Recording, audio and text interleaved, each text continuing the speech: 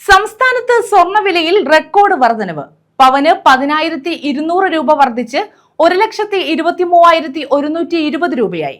ഗ്രാമിന് 1,275 രൂപ വർദ്ധിച്ച് 15,390 രൂപയായി. സ്വർണത്തിന്റെയും വെള്ളിയുടെയും ഇറക്കുമതി തീരുവ കേന്ദ്ര സർക്കാർ ഉയർത്തിയതാണ് സ്വർണ്ണവില കുത്തനെ കൂടാൻ കാരണമായത്. സംസ്ഥാനത്ത് സ്വർണ്ണവിലയിൽ റെക്കോർഡ് വർധനവ്. പവന് ഒറ്റയടിക്ക് 10,200 രൂപ വർദ്ധിച്ച് വില 1,23,120 രൂപയിലെത്തി. ഗ്രാമിന് 1,275 രൂപയാണ് വർദ്ധിച്ചത്. ഇതോടെ 1 ഗ്രാം സ്വർണത്തിന് 15,390 രൂപയായി. സ്വർണത്തിന്റെയും വെള്ളിയുടെയും ഇറക്കുമതി തീരുവ കേന്ദ്ര സർക്കാർ 6% നിന്നും 15% ഉയർത്തിയതിന് പിന്നാലെയാണ് വില കുത്തനെ കൂടിയ സാഹചര്യം ഉണ്ടായത്. രാജ്യത്ത് ഒറ്റ ദിവസത്തിൽ ഇത്രയും വില കൂടുന്നത് ഇതാദ്യമാണെന്ന് വ്യാപാരികൾ പറയുന്നു. 2026 ജനുവരി 29 സ്വർണ്ണവില റെക്കോർഡിലെത്തിയിരുന്നത്.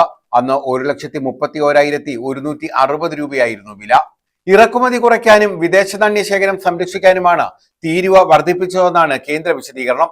1 വർഷത്തേക്ക് സ്വർണം വാങ്ങരുതെന്ന പ്രധാനമന്ത്രി നരേന്ദ്രമോദിയുടെ ആവശ്യത്തിന് പിന്നാലെ തീരുവ കൂടി വർദ്ധിപ്പിച്ചത് സാധാരണക്കാരായ ഉപഭോക്താക്കൾക്കും വ്യാപാരികൾക്കും കനത്ത തിരിച്ചടിയായിരിക്കുകയാണ്.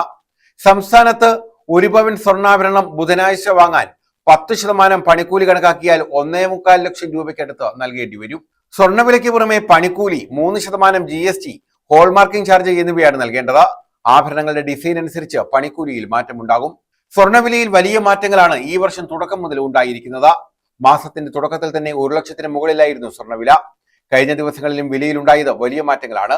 പശ്ചിമേഷ്യൻ യുദ്ധം ഉൾപ്പെടെ സ്വർണ്ണവിലയെ സാരമായി ബാധിച്ചു. News desk.